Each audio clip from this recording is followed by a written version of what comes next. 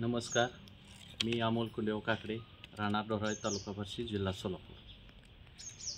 मी कृषी विज्ञान केंद्र सोलापूर येथे हुरडा उत्पन्नावरती प्रशिक्षण केलेले आहे। मी सुरुवातीपासून पारंपरिक ज्वारी हे पीक घेत होतो। त्या पिकापासून मला एकरी जास्तीत जास्त 15 ते 20 हजार रुपये नफा राहायचा।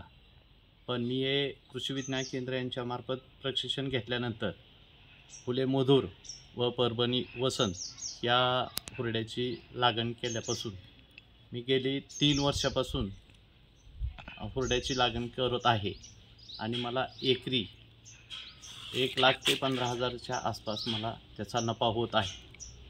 मी कृषी विज्ञान केंद्र सोलापूर यांचे मनापासून धन्यवाद मानतो, आभार मानतो।